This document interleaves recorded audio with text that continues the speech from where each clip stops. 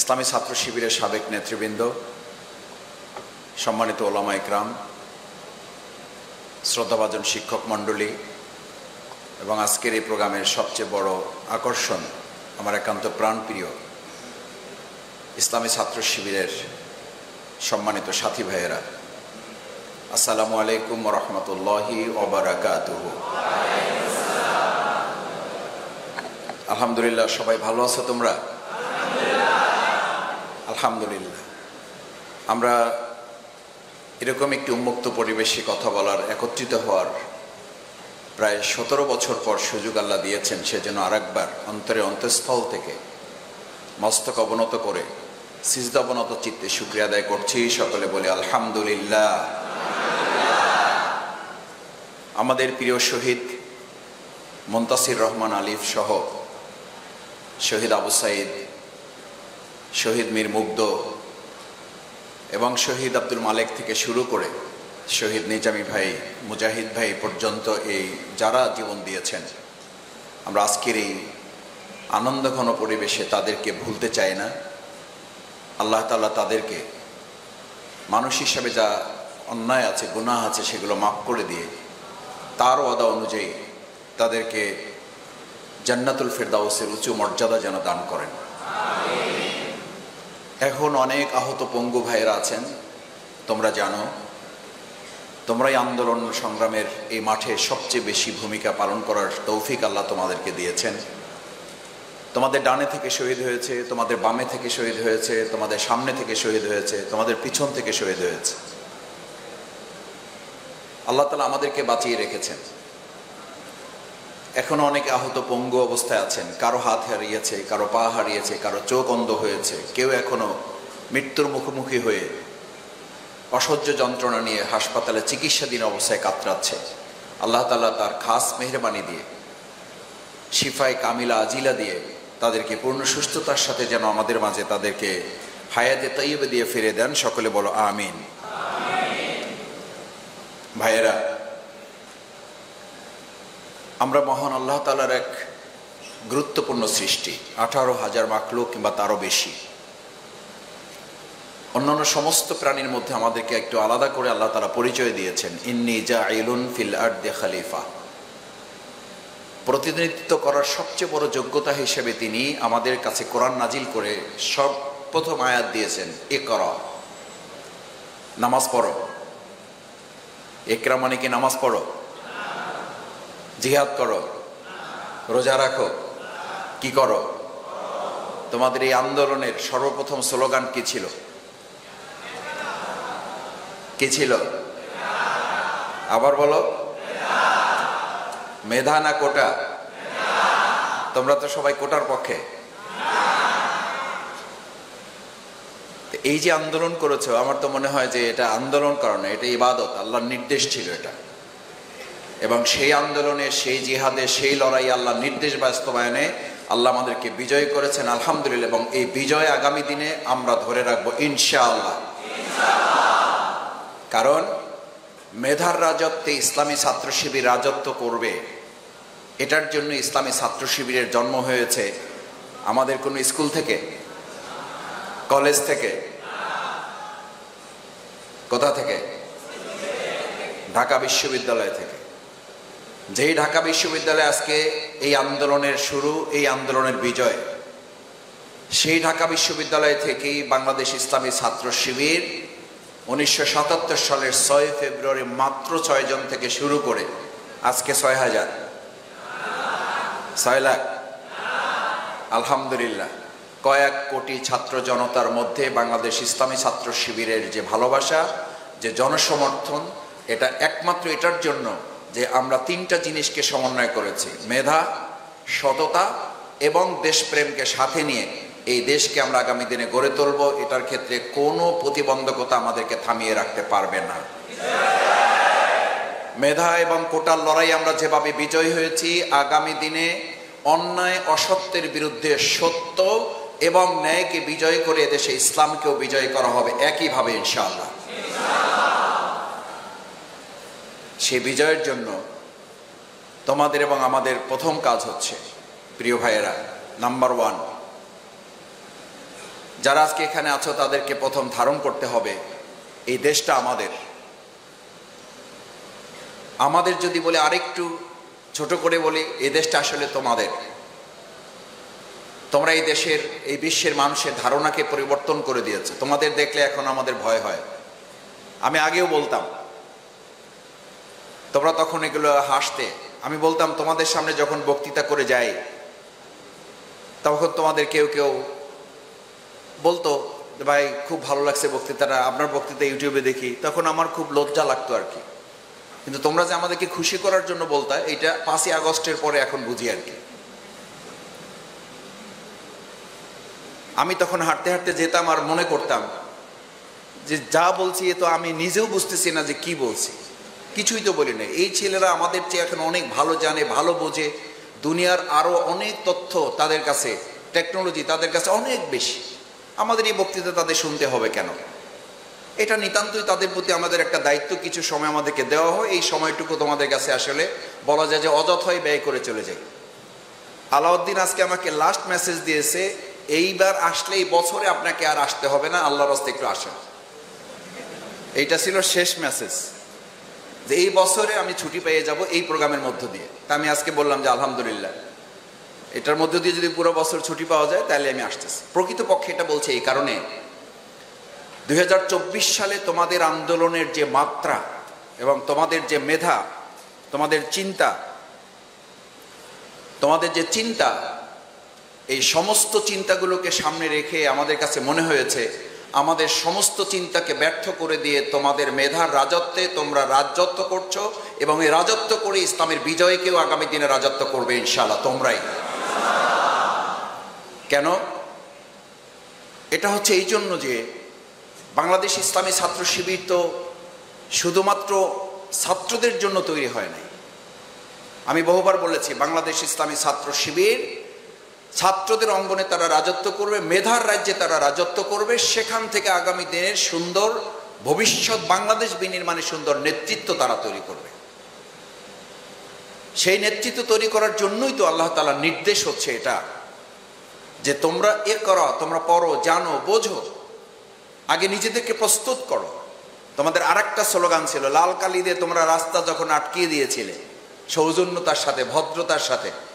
আমি যখন এই বিজয়ের পরেও এলাকায় গিয়েছি, এলাকায় যেতে আমাকে 21 জায়গায় তোমরা থামিয়ে দিয়েছো আমার গাড়ি চেক করার জন্য। আলহামদুলিল্লাহ, যত জায়গায় থামিয়েছি, প্রথমে ড্রাইভারকে খুব ধমকাধমকি, এই ঠিকঠাক আছে কিনা গাড়ি, কেউ বলছে পিছনের খোলেন, ডালা খোলেন, চেক করেন ব্যাগ আছে কিনা। তা আমি সাধারণত গ্লাস খুলে কাউকে সালাম দিয়ে থামিয়ে দিতাম না। তো যখন দেখতাম যে একটু সময় নিচ্ছে, তাড়াহুড়ো ছিল, আমি গ্লাস খুলে আসসালামু আলাইকুম ভাইয়া, ভালো আছো, তোমার নাম কি? এই তো মাসুদ ভাই, নামের একটা ছবি না তুলে ছাড়বো না। তা আমি তখন একজনকে বললাম, এটা তো বৈষম্য, তোমরা বৈষম্যের বিরুদ্ধে আন্দোলন করতেছো, মাসুদ ভাইয়ের দিকে ছবি না তুলে ছাড়বা না। আর এতক্ষণ তো ব্যাগ ট্যাগ সুদ্ধা আমার পায়ের নিচের পর্যন্ত চেক করতেছে। তো বললো যে ভাইয়া, এটা তো আপনারাই আমাদেরকে বলছেন, আমরা সবাই মিলে এটা করতেছি, কিন্তু আপনাদের গাড়িতে এইভাবে চেক করতে হবে এটা মনে করি না। তারপরও আমাদের দায়িত্ব আমরা পালন করছি, আমরা ছবি তুলতে থাকি, ফাঁকে এরা চেকও করতে থাকুক, যাতে বৈষম্য না হয়। আলহামদুলিল্লাহ, সত্যি তোমাদের প্রতি কৃতজ্ঞ। এবং ওখানকার ওই ছেলেরা কেউ ছাত্র শিবির করে এটা বলে নাই, একজনও বলে নাই। বলেছে ভাইয়া আপনাকে চিনি, আপনাদেরকে চিনি, আপনাদেরকে ভালো জানি, আপনাদেরকে ভালোবাসি, আপনারা মিলেই আমরা দেশটাকে করব। এই যে একটা সেতু বন্ধন তৈরি হয়েছে, আমাদের এই সেতু বন্ধনকে শুধুমাত্র পাশ্চাত্য এবং প্রাচ্য অথবা আধিপত্যবাদী কোনো রাষ্ট্র না, গোটা পৃথিবী মিলে আমাদের এই সেতুকে কেউ দুর্বল করতে পারবে না। 2024 সালের 5ই আগস্ট সবচেয়ে বড় সফলতা হচ্ছে তোমরা তোমাদের আন্দোলনের মাধ্যমে এই জাতিকে একটা ঐক্যবদ্ধ জাতিতে পরিণত করতে পেরেছো। বিগত দিনে অন্যায়ের প্রতিযোগিতা হতো, আর এখন ন্যায়ের প্রতিযোগিতা শুরু হয়েছে। বিগত দিনে তেরান পাওয়ার প্রতিযোগিতা হতো, আর এখন তেরান দেওয়ার প্রতিযোগিতা শুরু করেছো তোমরা। বিগত দিনে অন্যায়, অত্যাচার এবং কোটার প্রতিযোগিতা হতো, এখন ন্যায়ের যোগ্যতার ভিত্তিতে বাংলাদেশ পরিচালনার প্রতিযোগিতা শুরু হয়েছে। আগে চাঁদাবাজি করলে, টেন্ডারবাজি করলে, সন্ত্রাস করলে তার র্যাঙ্ক বেড়ে যেত। আর এখন মেধার রাজ্যে রাজত্ব না করলে তার উপশাখারও পোস্ট থাকবে না। বাংলাদেশ ইসলামী ছাত্র শিবির ছাত্র সমাজের এই আন্দোলনকে ধারণ করে আমরা আমাদের প্রিয় মাতৃভূমি বাংলাদেশের সুন্দর একটা স্লোগান, ওই যে প্রসঙ্গ বলছিলাম, রাস্তা আটকিয়ে লাল কালি দিয়ে তোমরা রেখে দিয়েছিলে, রাষ্ট্র সংস্কারের কাজ চলছে, লিখছিলা? লিখছিলা। রাষ্ট্র সংস্কারের কাজ চলছে, তোমরা একটা বলো না এই কাজ শেষ হয়ে গেছে। তোমরা বলছি ইটস এ কন্টিনিউয়াস প্রসেস।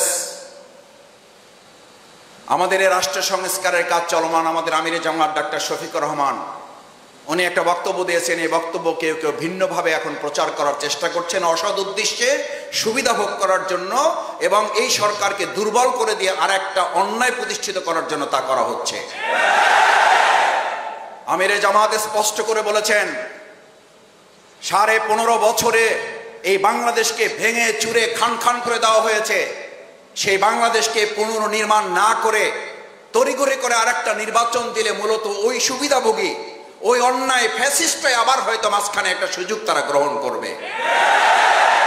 আমাদের একতার অর্থ যদি কেউ মনে করেন বাংলাদেশ ইসলামী ছাত্র শিবির, বাংলাদেশ জামাত ইসলামী জনগণের ভোট, গণতান্ত্রিক অধিকার এবং দেশের মানুষের ভালোবাসা এটাকে ধারণ করতে সক্ষম নয়, তাহলে তারা বোকার স্বর্গে বাস করছেন। বাংলাদেশ ইসলামী ছাত্র শিবির, বাংলাদেশ জামাত ইসলামী, আমরা আমাদের জননেতৃবৃন্দের ফাঁসি হয়েছে। আজকে এই পুরো আন্দোলনে যেমন শহীদ হয়েছে মাওলানা দেলোয়ার হোসেন সাঈদী রাহিমাহুল্লাহ শহীদ, তার শুধু ফাঁসির ঘোষণার দিনে এদেশের ছাত্র সমাজ প্রায় 250 শতাধিক ছাত্ররা শহীদ হয়ে প্রমাণ করেছে দেশের ছাত্র সমাজ এবং জনতা এই দেশের ইসলামপন্থী দেশপ্রেমিক সাথে কত অঙ্গাঙ্গিভাবে তারা জড়িত রয়েছে। গোটা পৃথিবীর ইতিহাসে চ্যালেঞ্জ করে বলে রাখছি, কান খুলে শুনে রাখুন, তারা এমন একজন নেতার নাম বলুন, ফাঁসি কার্যকর নয়, শুধু ফাঁসির ঘোষণা দিলে 250 শতাধিক ছাত্র জীবন দিতে পারে, এরকম একজন ভালোবাসার মানুষের নাম পারলে আপনারা বলুন। আমাদেরকে ভালোবাসার ভয় দেখাবেন না, আমাদেরকে জনসমর্থনের ভয় দেখাবেন না। বাংলাদেশ জামাত ইসলামী, ইসলামী ছাত্র শিবির এদেশের জনগণের ভালোবাসার জনসমর্থন না থাকলে আপনারাই স্বীকার করবেন, এদেশের জনগণ স্বীকার করে, বাংলাদেশ জামাত ইসলামী, ইসলামী ছাত্র শিবিরের পরে যে স্টিম রোলার চালানো হয়েছে, এটা যদি অন্য একটা সংগঠনের উপরে চালানো হতো, তাহলে চোখে তো দূরের কথা, মাইক্রোস্কোপ দূরবীন দিয়েও এরকম একজন সমর্থককেও তাদের খুঁজে বের করা যেত না। আর সেই জামাত ইসলামী, ইসলামী ছাত্র শিবির মাইক্রোস্কোপ আর দূরবীন তো পরের কথা, বুক ফুলিয়ে আমাদের নেতারা ওদিকে জীবন বাজি রেখেছেন, ফাঁসির মঞ্চে গিয়েছেন হাসতে হাসতে। রাজপথে আমরা একাধিকবার জেল থেকে বের হয়ে আবার রাজপথে মিছিল করে জনগণের পাশে ছিলাম। এখানে তোমরা যারা আছো একাধিকবার জেলে গিয়েছে, এমন আছো জেলখানায় যাওয়ার পরে তারপর সাথী হয়েছে। আমার সাথে দেখা হয়েছে, বুক মিলিয়েছে। মাসুদ ভাই, আগে টুকটাক দুর্বল ছিলাম, শেখ হাসিনার প্রতি কৃতজ্ঞ। এই মহিলাটা জেলখানায় ঢুকানোর পর আমার মধ্যে যে বারুদ তৈরি হয়েছে, আমার মনে হয় বের হয়ে যে সাথী হবো একসাথে, নাকি সাথী না হয়ে সদস্য হয়ে যাবো। এই বলা লোক এখানে আছো, এই বলা লোক এখানেই আছো যে মাসুদ ভাই সাথীও হইতে চাই না, ডাইরেক্ট সদস্য। কারণ এই মহিলা যে বারুদ আমাদের মধ্যে যে অগ্নিগিরি তৈরি করেছে, কিছুই করেনি। আমি মেসে আছি, কোরআন পড়তেছি, হাদিস পড়তেছি, পড়াশোনা করছি, আমাকে এসে বলছে তুমি জামাত শিবির, তুমি জঙ্গি, তোমার দাঁড়িয়ে আছে। জামাত শিবির জঙ্গি আর রাজাকারের তকমা দিয়ে আপনি শেষ পর্যন্ত রাজাকার এবং স্বৈরাচারের তকমা নিয়ে দেশে থাকতে তো পারলেন না, চলেই গেলেন। আপনি শুধু বাংলাদেশের বিপদ না, গোটা পৃথিবীর বিপদে পরিণত হয়েছে।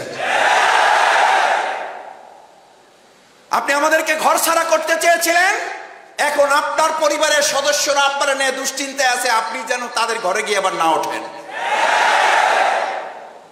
মনে আছে, দেখেছো ইন্টারভিউ তাদের।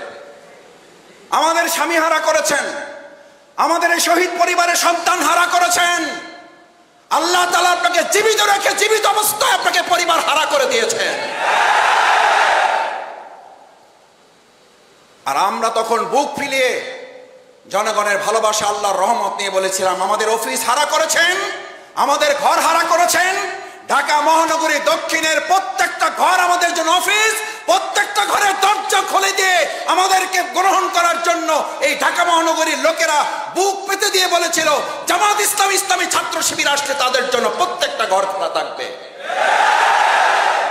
15.5 বছর ঘরে থাকি নাই, আর শেষ 15 দিন যেই ঘরে ছিলাম, আমি বারবার বলতাম, ভাই আমারে ধরতে আসলে কিন্তু আমারে যা মারবে তার চেয়ে আপনারে বেশি মারবে, বুঝেন কিন্তু, বুঝেন কিন্তু। আমি জানি না পাশ থেকে ভাবি কিভাবে শুনছে।